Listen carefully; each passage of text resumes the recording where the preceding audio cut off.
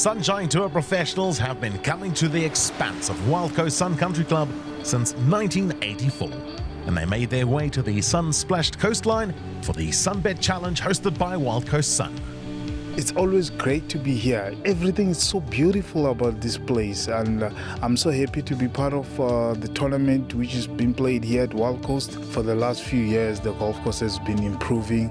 The best players in the country are here, and the challenge is wind. You know, the wind can give you something else, but when you walk off the golf course, you always feel like I can stay here for another 3 weeks. You know, that's how beautiful this place is. It's an excitement to come here in Eastern Cape, especially in a beautiful golf course and beautiful nature. When you're playing at Wild Coast, you see the beaches next to golf course, everything is exciting.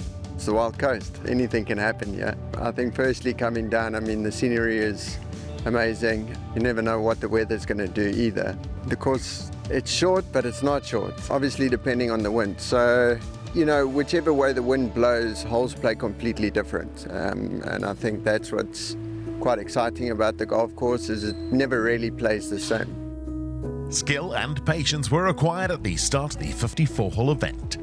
And Herman Lopeshow snapped a 3-year winner's drought this season, opened with a 3 under 67 in the wind.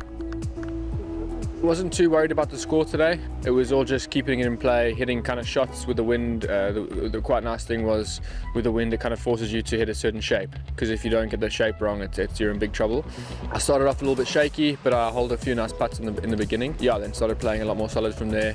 Confronted by the layout's greatest defense and gusts of up to 51 kilometers per hour, Michael Hollick tapped into his potential on a brutal first morning, and the season's Eswatini winner shot 66.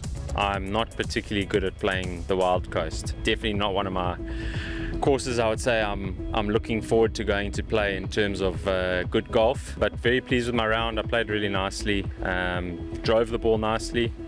I made my short putts, and you know, that's where I think you can be a little bit unstuck here, especially in the wind. It's tough to read them when there's so much wind, and they are quite quick. So I managed to make a few, you know, nice short putts, you know, routine stuff that we would kind of do in Joburg. It's just that much trickier at the coast. The elements eased up late in the afternoon, allowing Jacques de Villiers to take advantage, and with a superb back nine of 31, he signed for an impressive 7 under par 65. There's still a lot of golf left, but this certainly helps. I think the conditions are meant to be calm the next 2 days, so we'll see. I mean, it's all still out there, and really chuffed. We could easily have gone the other way, and then the tournament is gone. But yeah, 7 under. See what the week has left for us. Joe Knox also went 4 under on his inward half, and the Englishman shared the first round lead with de Villiers. Albert Venter was 2 strokes back after his round of 65. Tafadzwa Nyamokondiwa played college golf at Drexel University, and in his full season as a pro, this exciting Zimbabwean is learning from the likes of his brother Robson Chinoy, a previous winner on tour. You know, finding my feet on the Sunshine Tour, it's big. It's big. You know, I'm still obviously learning. You gotta be patient with yourself. It's a lot, and I'm happy. You know, it's a good experience. You know, trying to get comfortable also. That's also another huge thing, because at the end of the day, you can play the game. You just gotta make a good decision, be comfortable. You know, it's good. It's a good experience. It's awesome having a brother playing on the Sunshine Tour, Robson Chinoy. You know, it's been a great inspiration for me. You know, I did caddy for him half of last season, so that was awesome. Got a lot of experience from that. And also just living with someone who has won on tour, you know, it's a huge benefit. You don't realize it. Just, you know, we play practice rounds together. You just see his thought process, you see what he's doing, and you get a lot of lessons from that. You know, you're also learning how to approach the game in a different angle. I mean, from someone who won, it's a huge thing. As my brother said, you know, we're trying to grow the game in Africa just because it's so small. And also, you know, Sunshine Tour is a great place which gives you a great platform to actually, you know, play, compete, grow the game. And a lot of people out there, you know, when they see you playing out there, they definitely know it's possible, and that's also a good drive for them to just, you know, keep working out, keep chasing it, and it's very much possible. You know, being out there, having a good character keeps you in the game, keeps you focused. Just because if you lose it out there, it's hard. It's hard. So trying to be the best version of yourself out there, keeping yourself calm, be as good as possible mentally, and then the physical aspect just takes place. A day after this Eastern Cape Classic bared its teeth, calmer skies brought much-needed relief.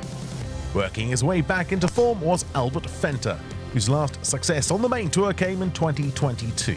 With the second round of 68, he took his tournament tally to 7 under par. The last couple of months haven't been particularly well for me, or great golf-wise, but you know, I've worked hard and try to get myself back into shape and trying just to do what a professional has to do. Yeah, and it's had its challenges, and I'm pretty pleased with my performance up to this point. I think there's a lot of positives to take out from the last 2 days. I think today on the greens I struggled a little bit and kind of seemed like the pace was a bit difficult for me to get compared to yesterday, but yeah, I'm looking forward to the challenge tomorrow. Joint first round leader Joe Knox backed up an opening 63 with a solid round of 69, and the Big Easy Tour graduate remained in contention at 8 under par. I think it's sometimes hard to back a really good round up with another one. Just trying to keep it pretty steady, hit lots of fairways, greens, just give yourself as many chances as you can really, and I did that for the most part. Hit I think 16 greens, gave myself a lot of looks inside 20 foot. I think I had 14-15 birdie putts inside 20 foot. Just a bit disappointed I missed a good number of them inside 8 foot, but it was still a good round and looking forward to tomorrow. Michael Hollick, surfing with confidence at Wild Coast, maintained his swag.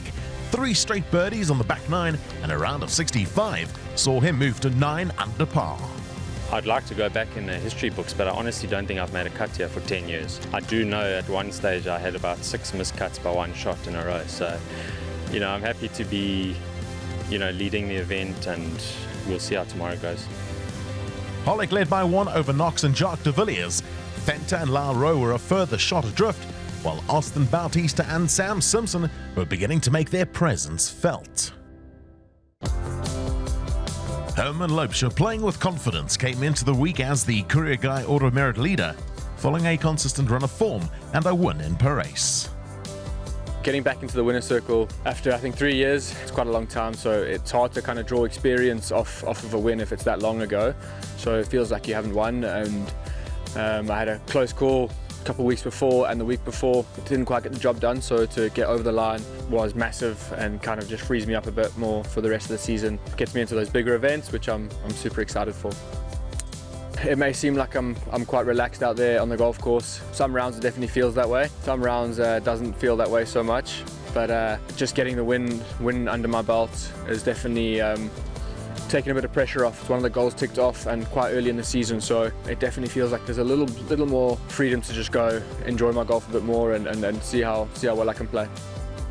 The biggest learning curve over the last 3 years before the win, it's probably just kind of keeping the self-belief. A lot of my mates, they play well, and then a lot of players that you know that you're just as good as, and you see them and they're playing really well, and you just know you got to wait for your turn, stay patient, and kind of wait for your breaks to come. Hopefully now I can just carry on with this good momentum. The players were greeted by the best conditions of the week at Wild Coast Sun Country Club, but the pressure of trying to win a golf tournament remained the same. Out early in the final round was Herman Loubser, and the current number 1 was able to maintain his grip atop the season-long standings with a sheer 5th position. This approach into the par 5 third set up one of 6 birdies in his sparkling round of 65. Flying up the leaderboard was Australia's Austin Bautista, who after beginning the day on 6 under par 3 strokes adrift, carded a front half of 30 to charge into contention. Overnight leader Michael Hollick recovered brilliantly after a shaky start. The shot from the greenside bunker at the 3rd resulted in an eagle. Hollick, back in front by 1, was chasing a 2nd Sunshine Tour title in 4 weeks and a 3rd of the year. Sam Simpson, who broke into the winner's circle in June with his triumph at the Zambia Open, followed up rounds of 66 and 68 with a closing 66. The Cape Town professional ended his 54-hole bid on 10 under par and in a sheer 3rd position with Lyle Rowe, who went round in 67. A great display by the 3-time Sunshine Tour winner, who is trending in the right direction. Bautista, though, had been threatening a win this year, with 2 top 3 finishes leading up to the week. A birdie at 10 was followed by another red number here at 12, and he was at that stage 7 under for his round. Hollick was not deterred by the situation, nor the fast-moving Australian, and the experienced campaigner set up a second eagle of his outward half with a brilliant iron shot into the par 5 7th. Sunshine Tour rookie Joe Knox battled back from a disappointing front 9 to shoot 69 for the second straight day, and he finished up alongside Loubser and Jacques de Villiers on 9 under, a top 5 result for his efforts. A red-hot Bautista, meanwhile, went on to set the clubhouse lead at 14 under par, with the week's lowest round a sensational 8 under par 62. The man from Sydney now led by 3, and despite Hollick fighting back in the latter stages with a birdie at 50, and with this exquisite second into the par 4 18th hole, the man from Mount Edgecombe came up agonizingly short of matching Bautista's leading mark. Hollick finished 1 shot behind Bautista, who, after knocking on the door for the past few tournaments following his victory on the Big Easy Tour, captured a deserved first title on the Sunshine Tour. It's a nice feeling. Winning golf tournaments is great. The Sunshine Tour is a great tour. You know, we get to come to amazing places. This is Wild Coast is one of my favorite places to come to. This is my first cut made, actually. It's a beautiful, beautiful layout, and it's just so challenging. And luckily, I was able to come out with the win this week. And with coastal glory at the Sunbet Challenge hosted by Wild Coast Sun, the 28-year-old Australian is now the closest challenger to Herman Loubser in the Career Guy Order of Merit standings. While Austin Bautista continues his rapid rise in the game, the Sunshine Tour next travels to the Midlands for an exciting visit to Gowrie Farm. The Vodacom Origins of Golf has added a new chapter to its long history with the Sunshine Tour. For the first time in 4 decades, a tour event was played on a track that's less than 2 years old, as they made a stop at Gowrie Farm Lodge and Golf Course. We started off as a 9-hole course, which we in fact had 11 holes, where we used to play it as a 18-hole course, which got well received. We were considered as one of the top 10 short courses in the world outside of the USA. And then when we went to 18 holes, it's been a fun ride seeing how it's gone. It's still got a long way to grow in, but it's been fun watching the pros playing the dream, what we dreamt of. And I think we've learned a few things. We're going to make some changes, but overall I think it's been quite well received. Spectacular layout, Gowrie Farm. I must say it gives me quite a lot of feelings from Scotland, because I played in Scotland once before and it really has a good links feel to it. For me, I find it quite old school Scottish links, especially the front 9, the way they've done that, and then the back 9 is just unbelievable. Such a great layout, so many good holes. You know, obviously depending on the wind, there's some good gettable holes. If the wind switches, then they, you know, become pretty tough, but then the other holes become, you know, a little bit more gettable. But to be honest, my opinion, this is probably one of my favorite layouts in South Africa. First time here, and yeah, blown away by the place. It was a rather misty start to the tournament, forcing round 1 play to be delayed in the morning. Teeing off on the 10th, Ryan van der Klis made a good start, turning in 31, and he was leading the opening round when play was suspended due to fading light. It was an interesting day, to say the least, having to come here an hour and a half delay before we teed off. It's something that, like, you know, as professional golfers, you kind of have to get used to. It's, you know, we always talk about the weather being an uncontrollable factor. So you kind of have to stick to your process, stick to your routines, kind of stay away from your phones in that sense. So, you know, it's something that you kind of have to do as a professional golfer, and, you know, your mentality has to be somewhat strong in that aspect. Van der Klis was still fresh in his professional career this year when he won on the Betway Big Easy Tour, and looking to replicate that success on the main tour, he came back to finish and set the clubhouse lead at -6. I've had a good couple of runs, last few events. I've been working hard with my entire team, from Brett Tucker, Miles Usher, Neil Cheetham. You know, I've a lot of credit to give to them, but we've been working hard as a team. And, you know, also my caddy John is fantastic. He's allowed me to stay calm throughout the last 2 events. But I feel like right now the game's in a great place, and today it showed, so it was great. Since play was suspended, it meant that the first round would resume at 7 a.m. the following morning. And the late starters were welcomed by wonderful weather conditions, and they took full advantage.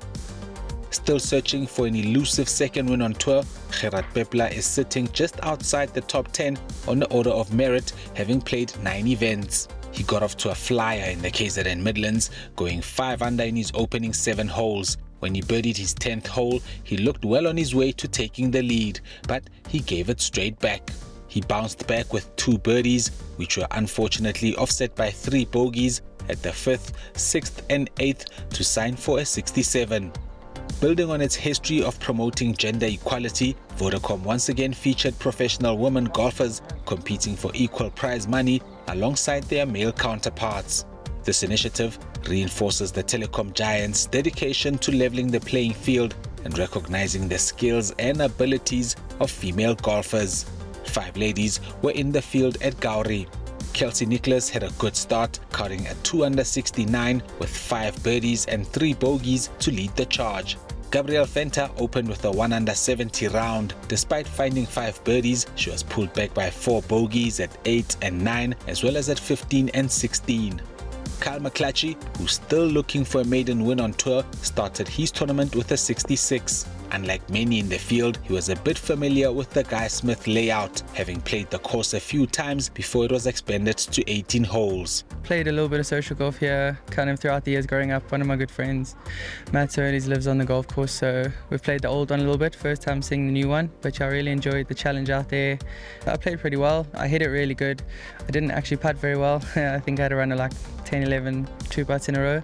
So I hit it really well and did what I needed to do on the par 5s, which was really nice, which I haven't really been doing of late. So yeah, happy with the round and yeah, happy with what's to come.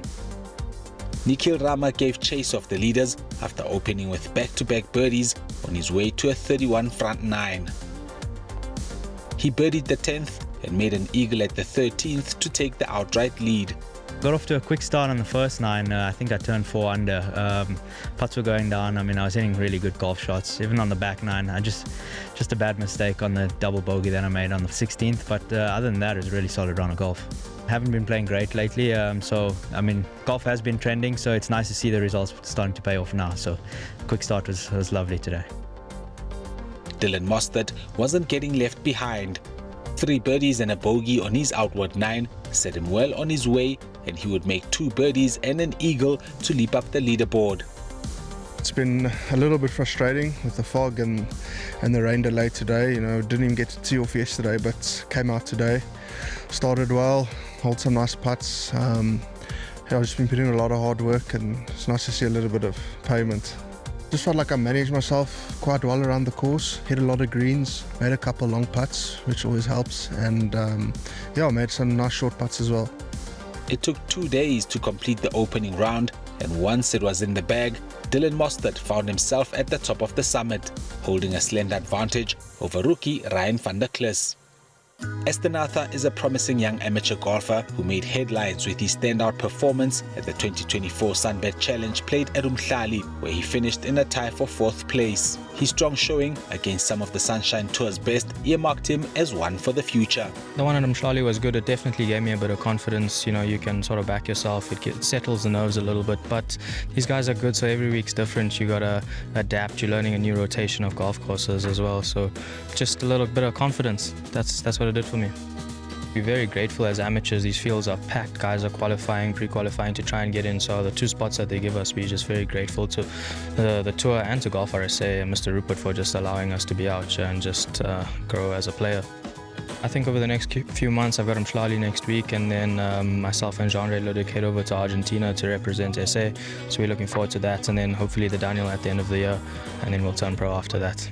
With all the weather delays wreaking havoc with the tournament, officials reduced the Vodacom Origins of Golf at Gowrie Farm to 36 holes, setting up a dramatic finish with a few players battling it out for the title. Kyle McClatchy had already began his 2nd round when play was called off the previous day, and after starting like a house on fire, he slowly lost his grip on the winner's trophy as he navigated the tougher front 9, which was his closing 9.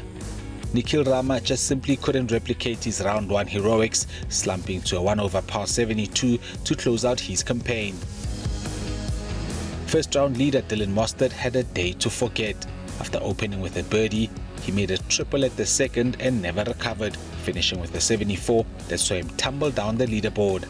leaving the door open for a man who had wrestled with the demons of golf for a few years. Hayden Porteous lost his playing privileges on the Sunshine Tour last season and received an invite to the tournament from Commissioner Thomas Abt, and he wasn't about to waste that golden opportunity. He shot a closing 69 to set the clubhouse lead at 7 under par, then had to wait a few hours for the others to finish. Winner of the first Origins event of the season, Herman Lobsha, continued his rich vein of form in the Midlands, following up his first round 67 with a 69 to finish on 6 under par, a mark that would later be matched by Luke Jerling. The lefty bounced back from a slow start, carving out a 66 with 6 birdies and just a solitary dropped shot. He was feeling good, especially with the flat stick in hand, going on to finish in a share of second place.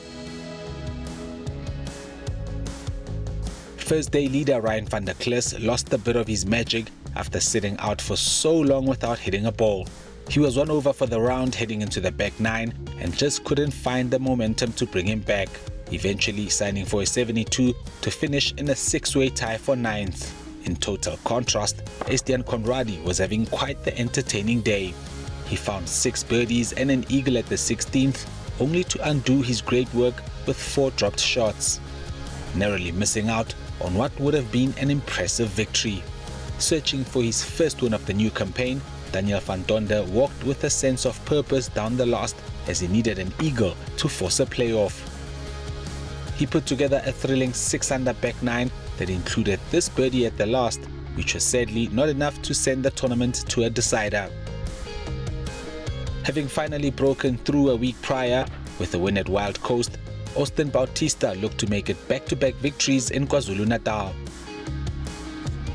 With Porteous nervously looking on from the clubhouse, the Australian needed to chip in for eagle to extend the tournament to a playoff. And when he failed to do so, the 31-year-old was confirmed as the winner, sealing his first Sunshine Tour victory since 2016. Hayden Porteous produced one of the greatest comeback stories at Gowrie Farm to claim a one-shot victory. There was a 7-way tie for second place. Rookie Ryan van der Klis notched up an impressive top 10 finish, but in the end, it was Porteous who made his way back into the winner's circle.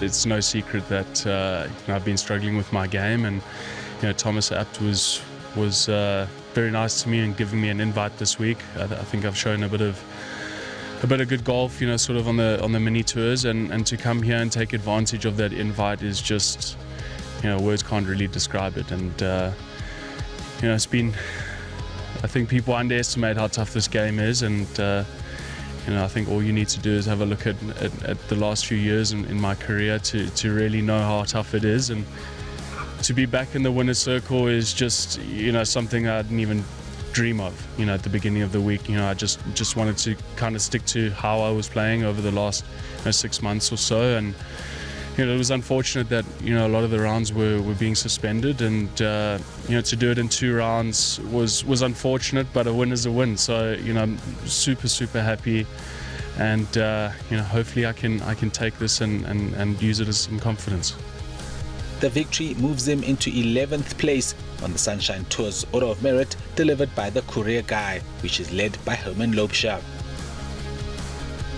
A popular winner at Gowrie Farm, Hayden Porteous back where he belongs, competing for titles yet again. That's all from the highlights team as we make our way to Mhlali for the last of our 3-stop KZN mini swing. The third and final installment of the Sunbet series, the Sunbet Challenge hosted by Sun Sabaya, teed off at beautiful Mhlali Country Club. As the Sunshine Tour wrapped up its KZN swing. I love the Sunbet series. I had a top 10 at Wingate, and then we went to Wild Coast and I was in the mix again. Sunbet and Sun International has been fantastic partner for the Sunshine Tour. If you win in these tournaments, you can get exempt. You play all the big ones, and we say thank you as the professionals to Sunbet for putting up fantastic tournaments for us. The Peter Matkovich designed Mhlali Country Club is a much loved course and has been a permanent fixture on the Sunbet series since 2022. It's a tough layout. You can see the scores aren't as low as everybody predicts around here. It's just got to be very straight off the tee, and greens are very small, so you got to hit precise golf shots into the greens as well. Parkland Golf Course, kind of similar to Joburg in a way, with a lot of trees, very tight off the tee. You've got all those banana trees, that coastal grainy grass, which is a little bit different to what I'm used to. Greens are also very grainy, so condition-wise it's very different to what we're used to, or what I'm used to, but yeah, all good. It almost feels like a resort course. Short, you have to be in play. On the fairway is the key here. I think with the palm trees and the water features and the rough, it gets you. You need to focus. So the key here is just keep it in play on the right spots on the green. And then if you putt well, you can definitely get a low one. Overcast conditions welcomed the players for the opening round of the 3-round tournament. Dani van Niekerk enjoyed an exemplary 18 holes, delivering 5 birdies and a bogey to take a share of the lead at 4 under. Bit better golf for me this week. I've been battling for weeks now, so I'm going to take this round. New putter in the bag this week. I actually built it yesterday, so worked great today. Pretty happy with the round. He was one clear of 2 players, which included Lyle Rowe. The man from Quebec offset his 2 bogeys with 5 birdies on his way to a 68. Nice and solid. Putted pretty nicely, which is pretty good on these greens. They're not, I mean, you can hold putts, but it's easy to also miss a few. So yeah, putted pretty solid, which is good. But sitting alongside van Niekerk at the top, James Mack, who opened his account with 3 birdies in his first 5 holes, before draining another 2 after the turn along with a bogey. I'm very chuffed. I had a few lucky breaks on 16, hit the path and gave myself a good lie. But otherwise I was pretty solid off the tee, good into the greens, and myself and my caddy just really worked the wind out really well today. So we put in a good graft. So a 2-way tie at the top, but with plenty of players in contention, plenty could change over the remaining 2 days. And plenty did change as sunny skies greeted the competitors for day 2, which resulted in some very low scoring, especially in the morning session. Young Benjamin van Wyk bounced back from a 72 to set the early pace with a brilliant 7 under 64 to climb to the top on 6 under. Yesterday I was actually hitting the ball not too great. Spoke to my coach Garth this morning. I was like, I need to fix something with my swing. We kept it the same. I just made every single putt on the earth, so everything worked out good today. Van Wyk was soon joined by another rising star, Tyron Snyders, who went bogey-free on his way to a 4 under 67. It was a grind out there today. It wasn't easy, swirling winds, tricky greens, but glad with how I did it. Didn't hit the ball too great, but short game definitely saved me. Chipping and putting, didn't miss it in the wrong places, which was good. And yeah, made a couple putts, so good round of golf. The pair were in good company at the top as the vastly experienced Jaco Prinsloo also finished the day at 6 under, thanks to an excellent 67, which included 4 birdies and an eagle. Started very slow. I think I made 8 pars in a row, and I managed to birdie the 9th hole, which kind of got me going. I eagled the 10th. And then I missed 2 really short putts on the next couple holes, but held a nice one on 15, and yeah, I played well today. 3's company, but 4 certainly isn't a crowd, as Louis Albertse became another member of the ever-growing 6 under club. He opened with an eagle on his way to a super 66. It was obviously such a hot start. You have to stay composed as much as you can, but also try to ride the wave while you're doing it. But yeah, the front 9 was pretty much flawless. I think there was a bogey in there, but it was unbelievable. And then, yeah, reality hit between 1 and 4, and then I brought it back nicely towards the end, which is nice. But yeah, chuffed. Peter Mulman had a chance to break away from the pack, but an unfortunate bogey at the last saw him complete the quintet at 6 under. We always want to be in contention, give yourself a chance. It's scarce that we have a day making putts like I did today. I feel like I can hit it a little bit better, so going to go graft after this. But yeah, tomorrow's going to be interesting. I mean, there's a lot of X fighting out here, so we'll just fight with them and see what happens. So, gridlock at the top with no less than 5 players sharing top spot at 6 under. Their closest challengers, Kyle Barker and Keegan Thomas, who are just 1 off the pace. Also in the mix, Hayden Porteous, fresh from his emotional victory at Gowrie Farm a week earlier, which was his first win on the Sunshine Tour since 2016. It's no secret that I've been battling with my game for a few years now, and all I want is just to feel a bit more comfortable out there, and I'm starting to do that and putting some good rounds together. And last week was just emotional. It was a lot of hours and a lot of blood, sweat and tears to get myself back to where I know I can be, and it's good to also be around guys that I've grew up playing golf with. There was obviously some times where I thought I'd kind of lost the touch, and I think these are very reasonable thoughts. And I have told a lot of guys that in my sort of junior, amateur and even beginning of my professional days, golf seemed really easy, and now I've kind of gone through some trials, and you realize that the game's not that easy. But in saying that, I've learned a lot about myself, things that maybe I wouldn't have learned if things had carried on going on very easy. And it's a little bit of a delve into yourself, and these are moments that I'll cherish for a long time. Gained a bit of perspective. I got married. I'm expecting a little baby girl, Harley, and that's given me a lot of perspective into life and what life's all about. And golf, even though it's super important to me, it's secondary. I think to have a happy life and a happy family is number one, and that might be a contributing factor for why I'm getting myself into a better place, just because maybe I was trying a little bit too hard here and there and just refusing to kind of just let it happen. And I think right now I'm letting it happen, and we'll see what the future holds.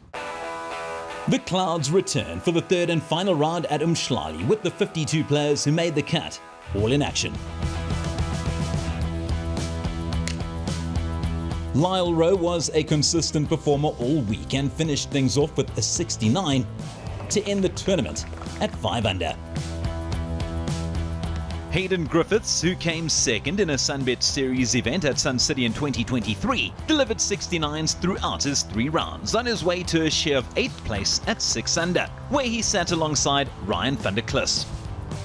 Overnight co-leader Mulman was on the move, sinking 4 birdies on the front 9 to make the turn at 9 under for the tournament. However, he was being hunted by the unwavering presence of Louis Albertse, who scrambled with ruthless efficiency to put himself in contention. Gerard Pepler wasn't among the front-runners in the first 2 rounds, but a superb 5 under 66 took him to a share of 6th at 8 under.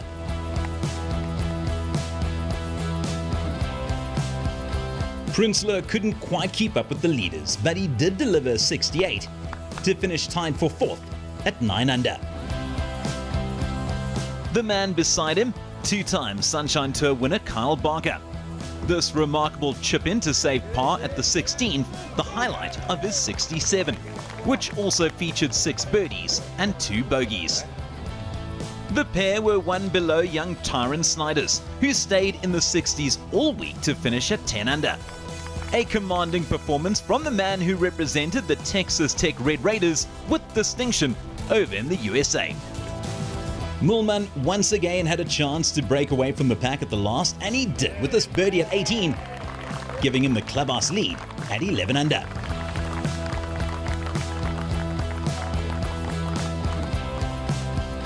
But he couldn't shake off Albertse, who once again got himself out of trouble to save par at 18 and force a playoff. The 2 men returned to the par 3 18th, which they both parred at the first time of asking. But after Mulman scrambled from the sand to find the green in 2, Albertse had this lengthy putt for victory. An exhilarating end to what was a wonderful tournament, with the ever-popular Louis Albertse securing his 3rd Sunshine Tour title in dramatic fashion over Peter Mulman. So a playoff separating Albertse and Millman, while Snyders played beyond his years to wrap up third place all on his own. Bach and Prinsloo completed the top 5 by finishing at 9 under. The last year and a half overseas playing on the Challenge and Main Tour is very tough. Losing category on Sunshine Tour back into re-rank category is obviously also tough. You know you're not into the big events and you have to play yourself back in there. I was actually into the French Open this week as well, and decided I wasn't going to go. It's a very big event, and to give that up to come play at Mhlali is a tough decision, and it was obviously the right one. And it's nice to be at home and trying to find my feet, and this is a perfect way to find your feet. The victory took Albertse to 8th on the order of merit delivered by the Courier Guide, which is led by Hammond Loubser, who sits slightly ahead of Australian Austin Bautista. Congrats to Louis, and thanks to Mhlali for producing an epic 3 days of golfing action.